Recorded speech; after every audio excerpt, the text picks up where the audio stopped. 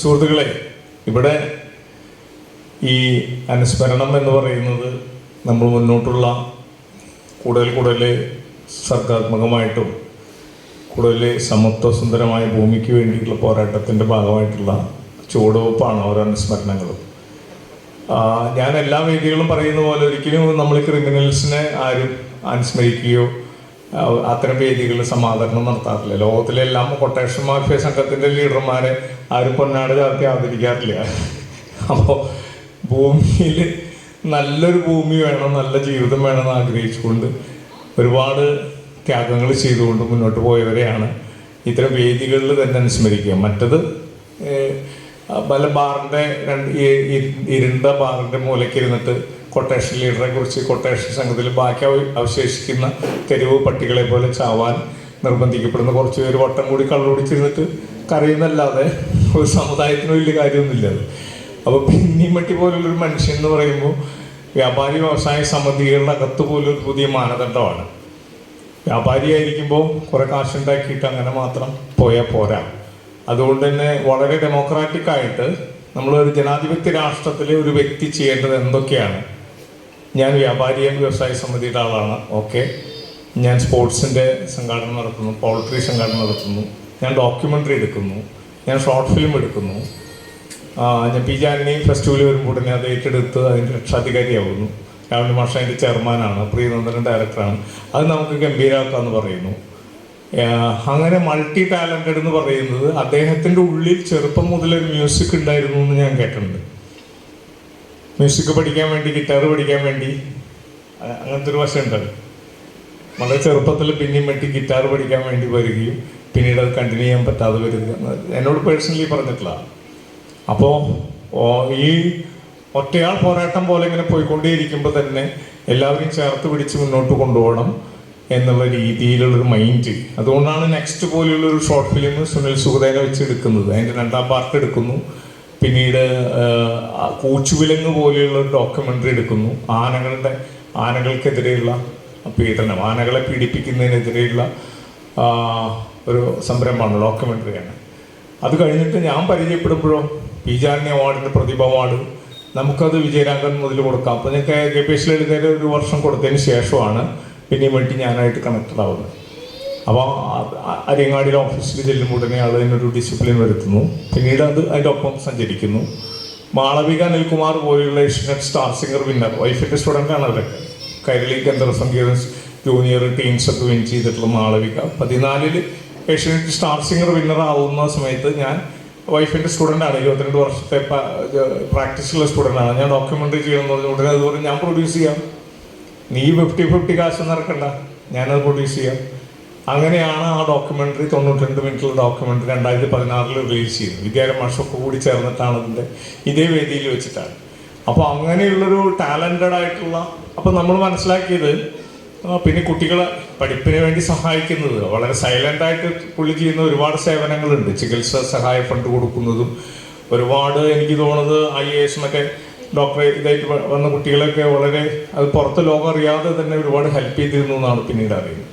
അപ്പോൾ അതെന്തുകൊണ്ടാണ്? അദ്ദേഹത്തിനറിയാം നമ്മൾ മാത്രം സുഖിച്ച് ജീവിച്ചാൽ പോരാ, ഏറ്റവും നന്നായിട്ട് നമ്മൾ ജീവിക്കുന്നതിൻ്റെ കൂടെ മറ്റുള്ളവരെ സഹായിക്കണം എന്നുള്ളതാണ്. അപ്പം ആ ഒരു ഓർമ്മ മുന്നോട്ട് പോകുന്ന ഒരു ടീമാണ് ഇപ്പോൾ ഈ ഫൗണ്ടേഷൻ എന്ന് പറയുന്നത്. അത് അദ്ദേഹം എന്തൊക്കെ ചെയ്തു അതുപോലെ തന്നെ അവാർഡിലൂടെയെങ്കിലും ഓർമ്മ നിലനിർത്തണം എന്നുള്ളത്. അതുകൊണ്ടാണ് ഇത്രയധികം അവാർഡ്സ് കഴിഞ്ഞ വർഷം സെക്രട്ടറിയിലെ കുട്ടികൾക്കാണ് കൊടുത്തത്.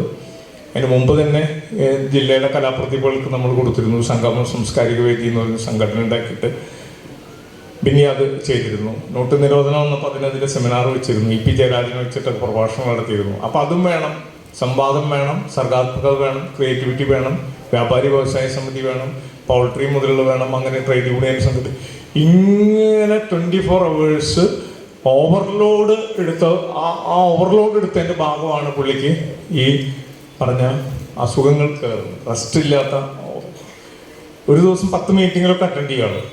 അപ്പോൾ അങ്ങനെ ഒരു വല്ലാത്ത അവസ്ഥയുണ്ട്. പക്ഷെ അത് എൻജോയ് ചെയ്തിരുന്നു പുള്ളി.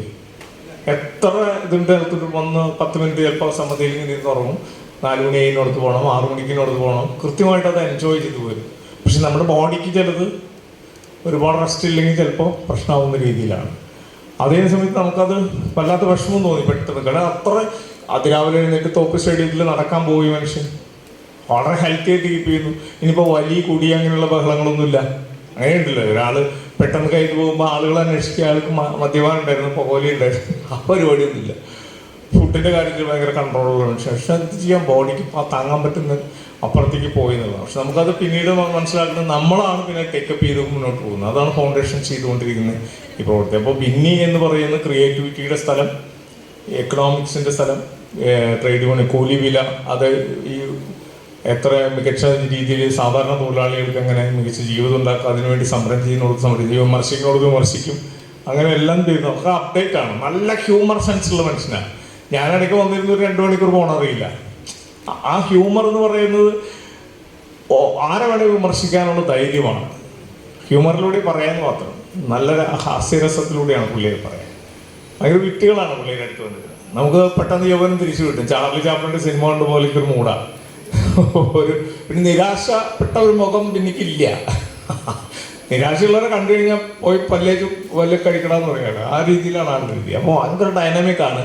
ഒരു പക്ഷേ ഇത്രയധികം ആളുകളെ കൂട്ടിയിണക്കി കൊണ്ടുപോകുന്നതിന് ആ ഡൈനാമിക്സാണ് എടുക്കുന്നത് എനിക്ക് തോന്നിയിട്ടുള്ളത്. അപ്പോൾ അതുകൊണ്ട് നമ്മൾ രണ്ടാം അനുസ്മരണ ഇത് അതിഗംഭീരമായി കുടുംബശ്രീയുടെ കാര്യം ഇപ്പോൾ ജോ പ്ലാശ്ശേരി സൂചിപ്പിക്കുമ്പോൾ ഞാനതിനോട് സപ്പോർട്ട് ചെയ്യുന്നു. ഞാൻ പ്രസാദനെ വിളിക്കുന്നു. കുടുംബശ്രീ കാരണം വീണ്ടും വീണ്ടും ഈ വിദ്യാഭ്യാസ അവാർഡുകൾ സ്റ്റേറ്റ് കലോത്സവം എന്ന് പറഞ്ഞു വരുമ്പോൾ പ്ലാശ്ശേരി ഇവർ പറയണം കുടുംബശ്രീ ഒന്നും മനസ്സിൽ വെച്ച് നല്ല കാര്യമെന്ന് തോന്നുന്നു. നമ്മളിനെ വിളിച്ച് കോർഡിനേറ്റ് ചെയ്ത് കൊടുക്കുന്നു. അപ്പോൾ അതും വലിയ സംഭവമാണ്.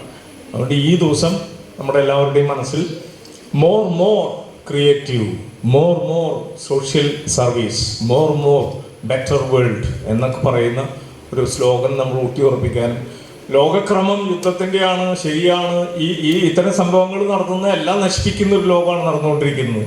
കുട്ടികളുടെ ഗാർഡൻ നശിപ്പിക്കപ്പെടുന്ന, ആശുപത്രികൾ, പിന്നെ ഈ പറഞ്ഞ എന്താ പറയുക വിദ്യാഭ്യാസ സ്ഥാപനങ്ങൾ, അംഗൻവാടികളും ഒക്കെ ബോംബിട്ട് നശിപ്പിക്കുന്ന വളരെ ക്രിമിനൽസിൻ്റെ ഒരു ലോകമാണ്.